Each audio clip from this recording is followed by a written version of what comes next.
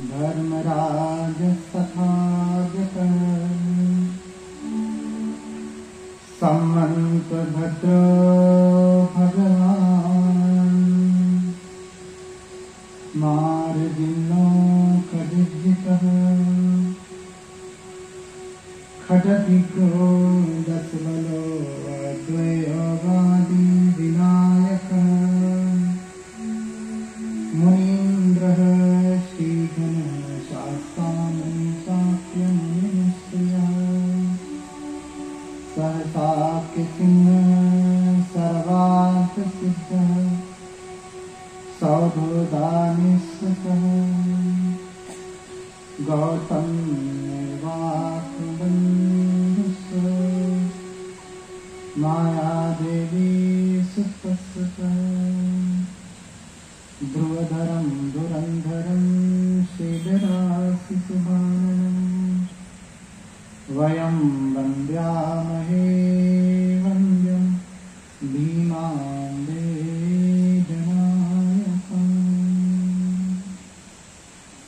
साधु साधु।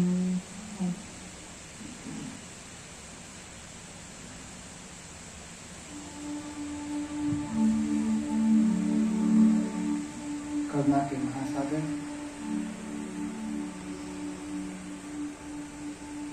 लोक गुरु भगवान अरहत संबुद्ध की कमल व चरणों की कोटि कोटि वंदना करता हूँ।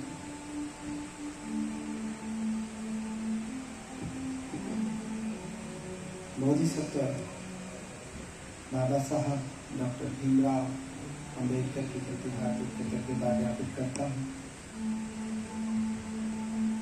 अपने गुरु को प्रणाम करते हुए पावन संघ को नमन करता हूँ। आज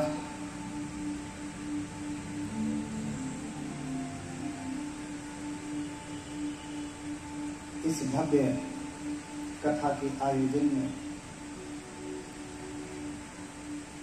उपस्थित आप सभी धर्म के प्रति श्रद्धावान उपासक उपासिकाएं,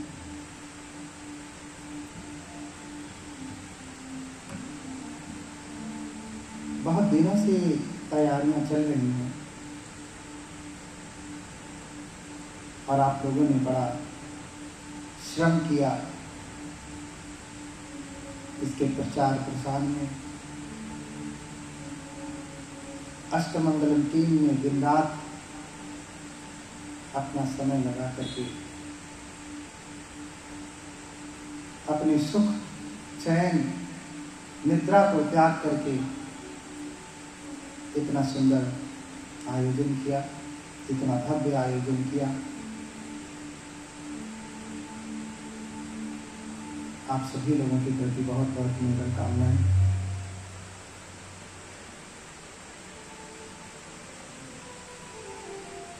पिछले वर्षों में आपने कथाएं सुनी, इस वर्ष भी सुनेंगे। कितना सुना उतना याद भी तो होना चाहिए। पिछले वर्ष जो सुना था उसमें से कुछ याद भी है, याद है थोड़ा मोड़ा? हाथ उठाएं। किसी को थोड़ा मोड़ा एकाध प्रसंग याद है?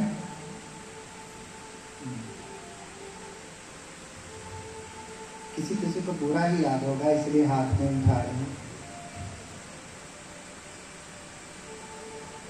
बोलिए भगवान बुद्ध की। हाथ उठा के बोलिए भगवान बुद्ध की।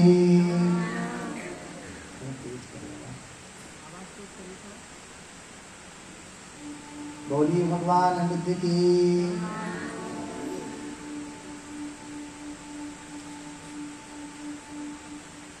तो अच्छा है कि आपको याद है बुद्ध का जीवन हमारे लिए पथ प्रदर्शक है। और मैंने सुना आते ही कि धन के कारणों की बदौलत अष्टमंगलम टीम ने, आप सभी लोगों ने मिलकर के जो ये कथा का आयोजन किया पिछले वर्ष, उस वर्ष की कथा से सैकड़ों परिवारों ने शुद्ध शाकाहार अपना लिया। भंते जी बता रहे थे कि भंते जी लगभग हर दिन 30 बकरे कटने से बच जाते हैं, मरने से बच जाते हैं। अब नहीं कहेंगे भगवान बुद्ध की करुणा, बोलिए भगवान बुद्ध की। आपके इस आयोजन से हर दिन कितने बकरों के प्राण बच रहे हैं, कितने मुर्गों के प्राण बच रहे हैं। ये कथा सार्थक हुई और इस वर्ष भी होगी, नहीं होगी? थोड़ा जगह लेके बैठ जाए, गर्मी हो रही है, बहुत जगह है।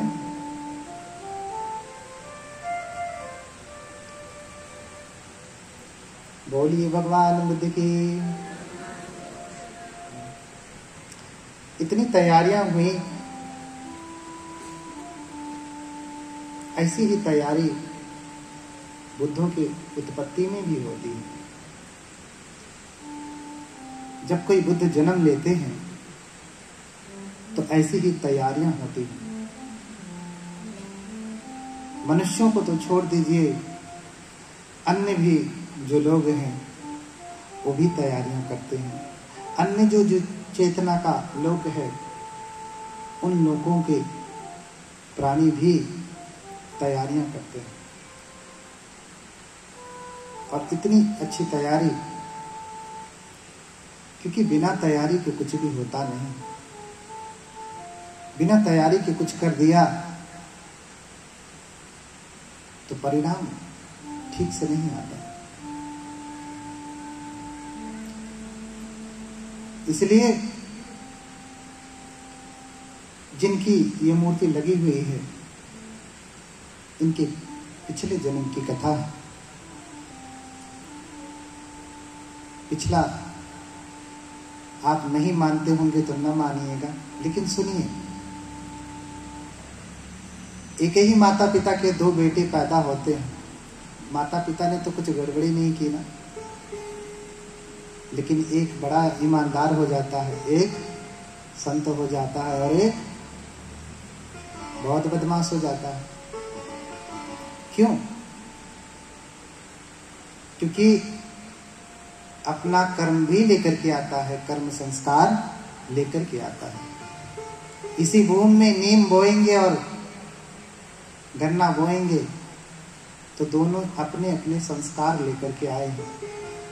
गन्ना बड़ा होगा तो रेसा रेसा मीठा होगा, और नीम बड़ी होगी तो रेसा रेसा कड़वा हो जाएगा। कपे सत सहसे चतुरो च संख्ये एत्थन्तरेयं चरितं सभ्येते बोधिपाचनम्।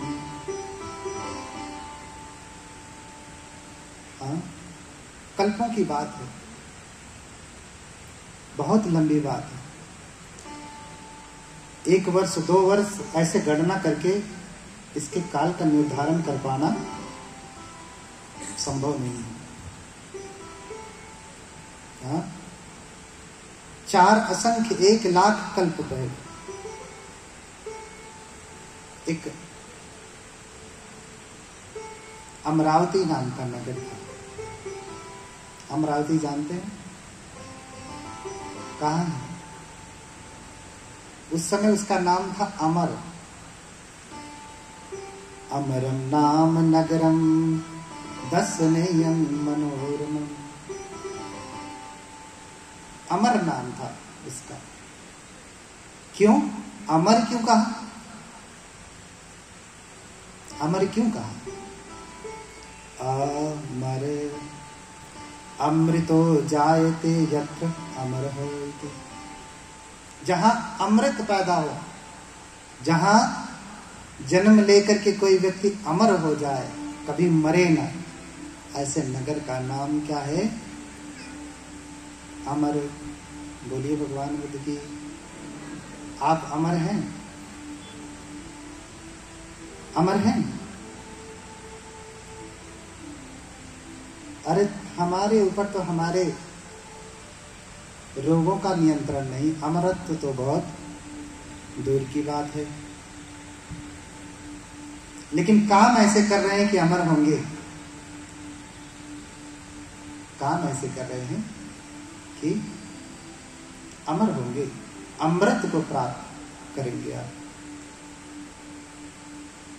तो कप्पेचत् ससत्से च चतुरो च असंख्ये अमरम नाम नगरम दर्शनीयं मनोरमम्। उस अमर नगर में, अमरावती में अमर नाम का नगर है ये, जिसे हम अमरावती कहते हैं। बड़ा ही दर्शनीय है, मनोरम है, सुंदर है, बड़ी शांति है। जैसे ये वर्धा भी बड़ा शांति प्रिय है, कोई झगड़ा नहीं, कोई लड़ाई नहीं। अन्य की जगह यहाँ बहुत ही प्रेम है, बड़ा ही भाईचारा है। झगड़ा लड़ाई होते हुए देखता नहीं, कभी कभार तो होते हैं, अपवाद हर जगह।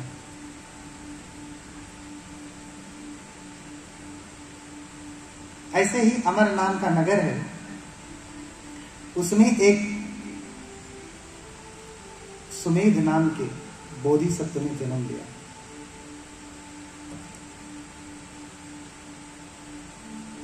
सुमेध नाम के बोधिसत्व ने जब जन्म लिया तो देखा कि जन्म लेने के बाद उनके माता पिता चले गए, लंबे समय तक नहीं रहे। अक्सर महापुरुषों के सिर से माता पिता का साया जल्दी उठ जाता है, अगर घर में है तो। नहीं उठेगा तो कम से कम मां नहीं रहेंगी, या कम से कम पिता नहीं रहेंगे। ऐसा बहुत होता है। और जब पिता नहीं रहे तो ऐसे कुल में जन्म लिए थे कि जिस कुल में धन की कोई कमी नहीं, अथाह धन है। दोनों हाथों से लुटाएं तो अकेले लुटा के भी खत्म न कर पाए। ऐसे आर्य कुल में जन्म लिया, धनवान कुल में जन्म लिया।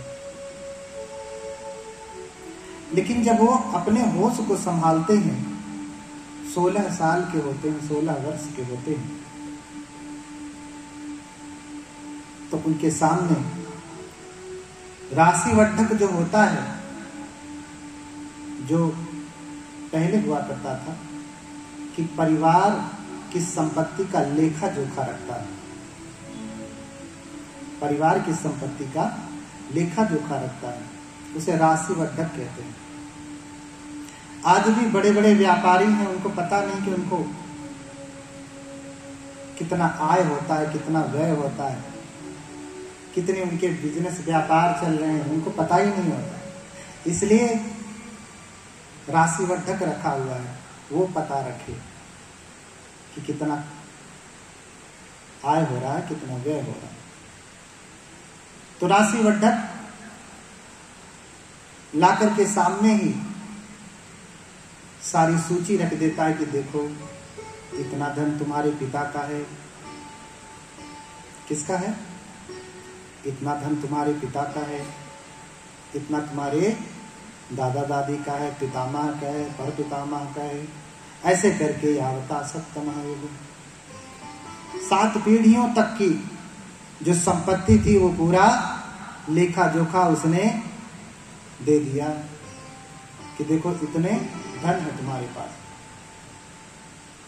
लेकिन सुमेध बड़े ही ज्ञानी थे, बचपन से बड़े ज्ञानी थे, समझदार थे, चीजों को समझते थे कि सही क्या है, गलत क्या है, धार्मिक क्या है, अधार्मिक क्या है। उनके मन में अचानक से विचार आने लगा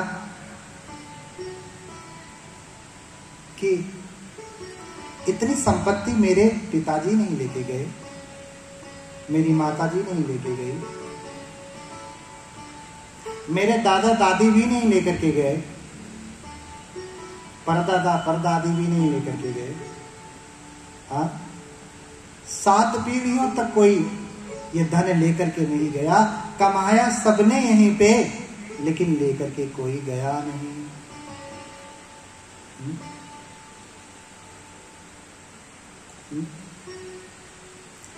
तो कोई लेकर के नहीं गया तो किन में एकाकी याशितो पुरुतो हम। तो क्या मैं अकेले ही लेकर के जाऊंगा? जब माता पिता दादा दादी अन्य बहुत सारे लोग नहीं लेके जा पाए, तो क्या मैं उसे अपने साथ लेकर के जाऊंगा? नहीं लेकर के जाऊंगा। ये सब कुछ यहीं रहने वाला है, यहीं पड़ा रह जाएगा। इसलिए क्या करता हूं,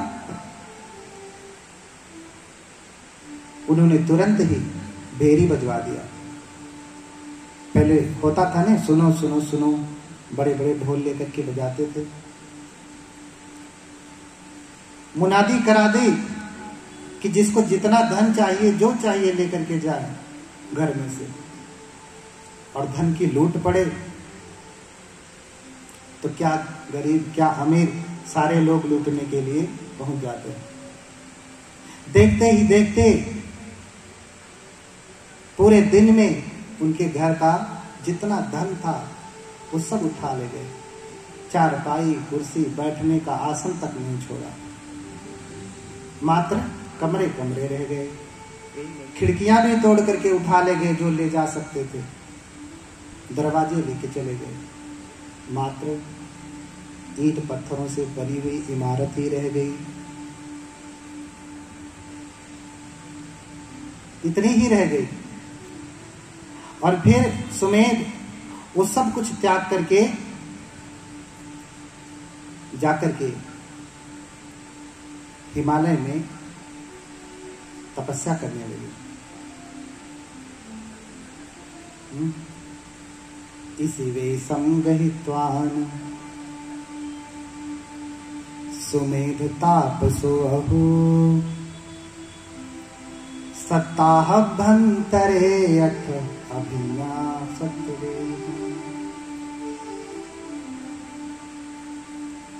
सन्यासी का वेश धारण कर लिया, भिक्षु का वेश धारण कर लिया और जाकर के तपस्या करने लगे। और ऐसा वर्णन मिलता है कि मात्र 7 दिन में ही 5 अभिज्ञाएं और 8 समापत्ति को प्राप्त कर गए। सप्ताहभ्यंतरे 5 अभिज्ञा 8 विधम किच। एक सप्ताह में, कितने दिनों में? एक सप्ताह में। एक सप्ताह में कितने दिन? हाँ, सांगा ना तुम्हें? 7 दिन। 7 दिन में 5 अभिज्ञा और 8 समापत्ति को प्राप्त कर लिया। 5 अभिज्ञाएं क्या है, 8 समापत्ति क्या है? 5 अभिज्ञाएं हैं इद्धिविद, दिव्य शक्तियां प्राप्त कर ली। यौगिक बल जिसे कहते हैं, यौगिक बल प्राप्त कर लिया। दिव्य शोध धातु, दिव्य श्रवण करने का ज्ञान प्राप्त कर लिया। अर्थात यहीं बैठे दूरे शब्दम सुनाते, यहीं बैठे दूर के शब्दों को सुन सकते हैं। आप भी सुन सकते हैं, लेकिन आप विज्ञान की सहायता से सुनते हैं। विज्ञान भी कैसे विकसित हुआ? बुद्ध को देखा, बुद्ध को समझा। पिछले वर्ष ही हमने चर्चा किया था कि नासा में क्या हुआ। यहीं से बैठे दूर के शब्दों को सुन सकते हैं, यहीं बैठे दूर के शब्दों को सुना सकते हैं। यहीं बैठे अमेरिका, रूस, Germany, France, Thailand, America, Sri Lanka, यहीं से बैठे नागपुर, बिना कॉल लगाए, बिना बटन दबाए शब्द को सुना सकते हैं। वैज्ञानिक भाषा में इसे टेलीपैथी भी कहते हैं। टेलीपैथी तो मानते हैं ना, ये समझिए टेलीपैथी प्राप्त कर लिया। टेलीपैथी, उसी टेलीपैथी से टेलीफोन हो गया, अब टेलीफोन से सेल फोन हो गया, अब सेल फोन से एंड्रॉइड फोन हो गया। अभी कहां तक जाएगा देखिए। रूप हमेशा बदलता जाता है। तो एक सप्ताह के अंदर में ही 5 अभिज्ञान, दिव्य शक्ति, दिव्य श्रोत धातु, दिव्य चक्षु और दिव्य चक्षु प्राप्त हुआ। यहीं से बैठे कहीं भी देख सकते हैं, देख सकते हैं। आप भी यहां से बैठे कहीं का न्यूज देख सकते हैं, लेकिन विज्ञान की बदौलत लाइव वीडियो देख सकते हैं नहीं। लेकिन बुद्धों को, बोधिसत्वों को किसी लाइव वीडियो की आवश्यकता नहीं थी। ये सब विकसित कैसे हो रहा है? अगर पूर्व में बीज ना हो तो वृक्ष बनेगा कभी? पूर्व में कारण ना हो तो कार्य होगा कभी? बुद्ध का पूरा सिद्धांत तो कार्य कारण का है। कहीं तो बीज है जिसे विकसित करके विज्ञान आज बौद्ध धर्म की एक शाखा ही है जिसका नाम है विज्ञानवाद। क्या नाम है? विज्ञानवाद। संभवतः ये आज का नव बौद्ध जगत विज्ञानवाद को मान रहा है, लेकिन विज्ञानवाद पढ़ नहीं रहा है। पढ़ता तो उसका संकल्प और दृढ़ होता। और क्या प्राप्त किया? दिव्य शक्तियां प्राप्त कर ली, दिव्य कान प्राप्त कर लिए, दिव्य आंखें प्राप्त कर ली, दिव्य चक्षु, दिव्य चक्षु जिसे दिव्य चक्षु कहते हैं। और क्या प्राप्त किया?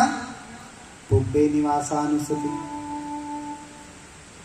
पूर्व जन्मों का भी ज्ञान प्राप्त किया कि क्या कर्म करने से व्यक्ति कैसा कैसा होता है, क्या करने से व्यक्ति क्या क्या प्राप्त होता है। और चेतो पर्यायान, आपके भीतर क्या चल रहा है ये भी जान लेते हैं। बुद्ध कैसे उपदेश करते हैं? बोधिसत्व चेतो पर्यायान से अथ भगवान तेषाम् आस्यानुसं विदित्वा धातु प्रकृतिं च ज्ञात्वा तादृशी धम्म देशनां करोति। तो ये 5 अभिज्ञाएं सुमेध तपस्वी ने 1 सप्ताह में प्राप्त की, और 8 समापत्ति, जिसमें प्रथम ध्यान, द्वितीय ध्यान, तृतीय ध्यान और चतुर्थ ध्यान। हा? ये 5 ध्यान, प्रथम, द्वितीय, तृतीय और चतुर्थ ध्यान। उसके बाद आकाश अनंतायतन, विज्ञान अनंतायतन, अकिंचनायतन और नेव संज्ञानाशयायतन। ये 8 समापत्ति हो गई। तो सप्ताहाभ्यंतरे 5 अभिन्न 8 पिछ। सप्ताह के अंतर में, 1 सप्ताह में भी ये सारी चीजें प्राप्त कर ली। और फिर क्या देखते हैं? उसी अमर नगर में,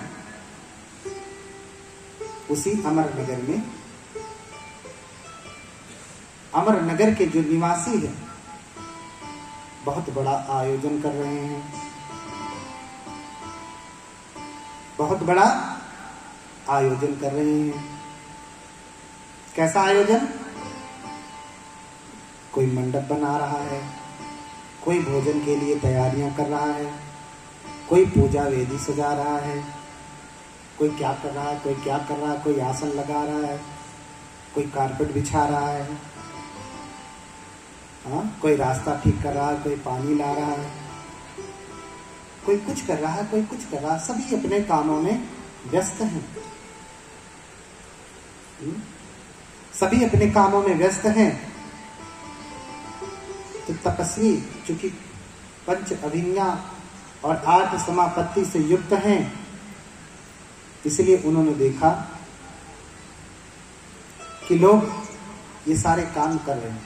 और उन सारे कार्यों में एक बड़ा काम कर रहे हैं कि एक अलग से रास्ता बना रहे हैं, रोड बना रहे हैं, क्योंकि रोड पहले था नहीं, रास्ता बना रहे हैं।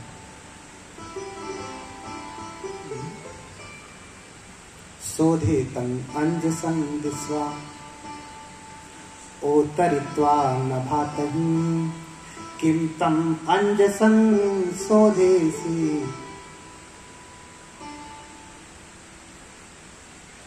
तो वो जो सुमेध हैं, तपस्वी हैं, क्या देखते हैं कि लोग रास्ता बना रहे हैं, क्योंकि पहले रास्ता था नहीं, और सब लगे हुए हैं, अन्य कार्य भी हो रहे हैं, लेकिन मुख्य कार्य रास्ता बना रहे हैं। आकर के पूछने लगते हैं कि तुम लोग किस लिए रास्ता बना रहे हो, रास्ता किस लिए बना रहे हो? तो सभी लोग बताने लगते हैं कि आप इतने बड़े तपस्वी हैं, आप जानते नहीं। सुमेध तम न जाना से दीपंकर तथागतो संबोधि उत्तमं पत्वा धर्मचक्रम मनकरम। अरे सुमेध, आप इतने बड़े तपस्वी हैं, क्या आप जानते नहीं हैं कि इस संसार में दीपंकर बुद्ध का जन्म हुआ है?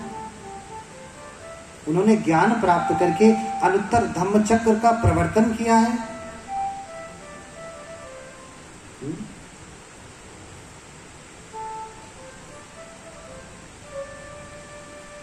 आप इतने बड़े तपस्वी हैं, आपको जानना चाहिए।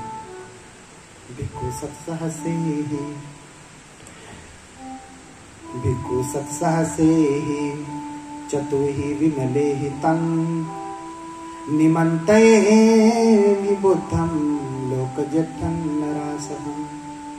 आप इतना नहीं जानते कि उन्होंने धर्म चक्र का प्रवर्तन किया है। आज हम अमरनगर के लोगों ने उन भगवान को, दीपंकर बुद्ध को, उनके श्रावक संघ के साथ यहाँ पे भोजन के लिए निमंत्रण दिया है। किस लिए? भोजन के लिए निमंत्रण दिया, मात्र भोजन के लिए। और इतनी बड़ी तैयारी, भोजन के लिए निमंत्रण दिया और इतनी बड़ी तैयारी। और सुमेध तपस्वी आश्चर्यचकित हो जाते कि तुम बुद्ध कह रहे हो, बुद्ध होती तुम खड़सी। क्या आप बुद्ध बोल रहे हैं? आप बुद्ध कह रहे हैं? बोले हाँ मैं बुद्ध कह रहा हूं। दूसरी बार भी पूछा, क्या आप बुद्ध कह रहे हैं? बोले हाँ मैं बुद्ध कह रहा हूं। क्यों? क्योंकि बुद्ध होती शब्दम दुर्लभम लोके। बुद्ध शब्द भी दुर्लभ है संसार। बुद्ध होना कोई फल खाने जैसा नहीं है, कोई बच्चों का खेल नहीं है। आप बुद्ध कह रहे हैं।